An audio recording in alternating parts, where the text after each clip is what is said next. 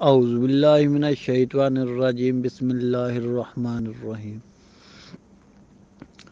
اللہم صلی علی محمد وآل محمد۔ عید یا ماتم، آج کل ایک بحث چھڑی ہوئی ہے، اور یہ بحث آج کی نہیں بلکہ برسوں پرانی ہے۔ عید منانی چاہیے یا نہیں؟ اگر منانی چاہیے تو کیوں؟ اگر نہیں منانی چاہیے تو کیوں؟ ہم ان دونوں سوالوں کا جواب آپ کے سامنے رکھتے ہیں۔ اس کے بعد اگر آپ کا ضمیر اجازت دے تو ضرور منا لیجئے گا۔ چلتے ہیں موضوع کی طرف۔ عید کیا ہے؟ اس کے معنی کیا ہیں؟ خوشی۔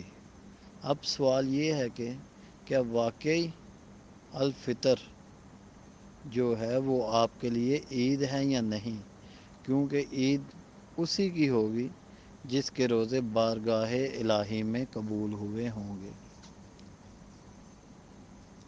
اور جس کے قبول نہیں ہوئے ہوں گے اسے تو الٹا نقصان ہی ہوا کہ ایک طرف تو وہ گرمیوں کے گرم روزے رکھے، نمازوں کے ساتھ تراویح بھی پڑھے، مگر اس کے باوجود اگر اس کے یہ اعمال اللہ کی بارگاہ میں قبول نہ ہوں تو وہ یقیناً عید نہیں منائے گا، بلکہ اس کی عید غم میں تبدیل ہو جائے گی۔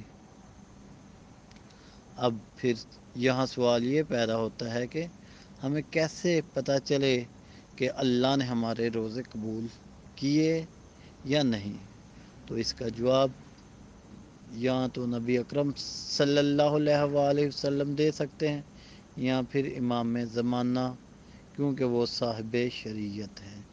جیسا کہ اللہ تعالیٰ نے قرآن مجید میں ارشاد فرمایا ہے، اے میرے حبیب، ان سے کہہ دے کہ تم عمل کرتے رہو، اللہ اور اس کا رسول اور مومنین تمہارے اعمال کو دیکھ رہے ہیں، اور عن قریب تم لٹائے جاؤ گے غائب اور حاضر کے جاننے والے کی طرف، پھر وہ تمہیں بتا دے گا جو کچھ تم کرتے تھے۔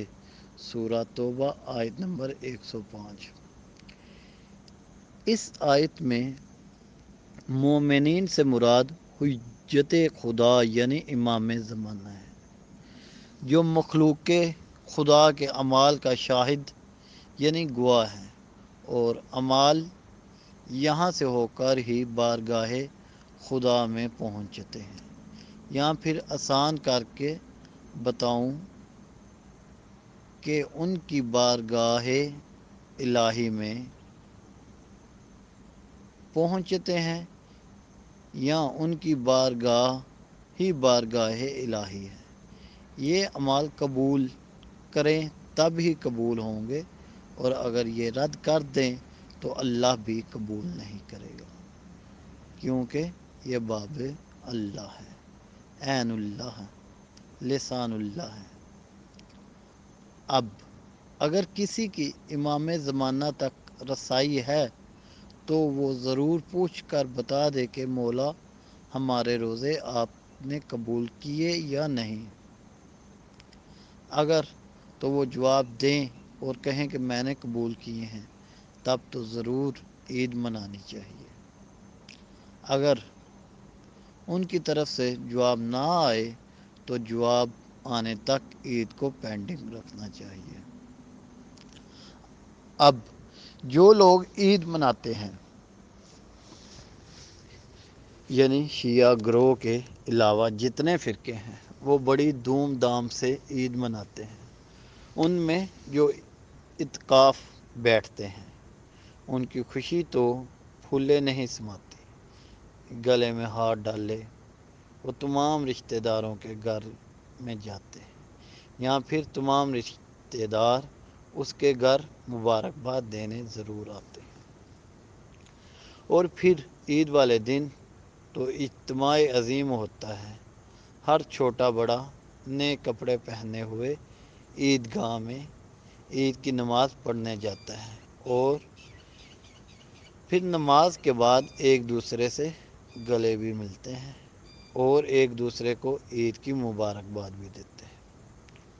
اب یہ وہ لوگ ہیں جن کے تمام اعمال ہمارے عقیدے کے مطابق باطل ہیں، کیونکہ جب انہوں نے ولی الامر یعنی مولا علی کی اطاعت سے انکار کر دیا، جبکہ ان کی اطاعت کا حکم اللہ نے دیا تھا، اور ان کی جگہ غیر کو حاکم بنا لیا، تو اس طرح وہ اللہ اور اس کے رسول کی اطاعت سے بھی خارج ہو گئے، کیونکہ اللہ تعالیٰ اور اس کے رسول صلی اللہ علیہ وآلہ وسلم کی اطاعت مشروط ہے ولی الامر کی اطاعت سے۔ اب یہ لوگ کچھ بھی کریں، جب ان کے اعمال ہی قبول نہیں تو پھر عید کیسے؟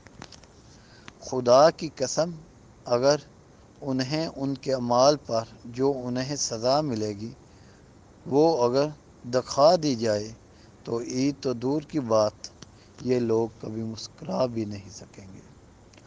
ہاں، جب تک اعمال پر پردے پڑے ہوئے ہیں تب تک یہ خوشیاں منا لیں، اگر یا آخر کار انہیں جانا تو جہنم ہی ہے نا۔ اب یہ تو ہوگی غیروں کی بات، اب کچھ اپنوں کی بھی بات کر لیں جنہیں اصولی کہتے ہیں۔ وہ بھی عید منانے میں غیروں سے پیچھے نہیں ہیں، بلکہ انہی کی سنت پر عمل کرتے ہوئے عید مناتے ہیں اور ایک دوسرے کو مبارکباد پیش کرتے ہیں۔ اب ہم بات کر لیتے ہیں اہل بیت علیہ السلام کے، آیا انہوں نے عید منائی یا پڑھائی یا عید کے اجتماع میں شرکت کی ہے یا نہیں، اور عید کے موقع پر ان کے کیا فرمان ہیں؟ وہ آپ خود دیکھ لیں، سن لیں اور فیصلہ کر لیجئے گا کہ آپ کو کیا کرنا ہے۔ امام محمد باقر علیہ السلام فرماتے ہیں، جو عید بھی آتی ہے، خواہ وہ عید الفطر ہو یا عید الاضحیٰ، اس میں آل محمد کا غم تازہ ہو جاتا ہے۔ عرض کیا گیا، یہ کیوں؟ آپ علیہ السلام نے فرمایا، وہ دیکھتے ہیں کہ ان کا حق دوسرے کے قبضے میں ہے۔ امام زین العابدین علیہ السلام سے روایت ہے کہ ہم اولاد مصطفیٰ ہیں اور ہم بڑے غم و اندوہ والے ہیں، اور ہم میں جو غصہ کو پی جانے والے ہیں وہی ان کو برداشت کر سکتے ہیں۔ تمام مخلوق میں ہمارا امتحان سخت ہے، ہمارا اول و آخر دوار و مبتلا میں رہا ہے۔ مخلوق تو اپنی عید منا کر خوش و خرم ہے، لیکن ہماری عید ہمارے ماتم ہے۔ لوگ خوشی اور چین سے زندگی گزار رہے ہیں اور ہمارے خوفزدہ افراد کو زندگی بھر سکون میسر نہ آ سکا۔ ہماری یہ مشکل اسی لیے ہے کہ ہم شرف و بزرگی میں سب پر فائق ہیں۔ ہم اس حال میں ہیں کہ ہمارا حق غضب کرنے والا، ہمارے بارے میں باتیں بنانے والا یا ہمارے بارے میں باتیں بنانے لگا اور ہمارے خلاف فیصلے صادر کرنے لگا۔ امام جعفر صادق علیہ السلام کا فرمان ہے، جب تک خون مظلوم کا انتقام نہیں لیا جائے گا اس وقت تک یہ امت ہر عید اور خوشی سے محروم رہے گی۔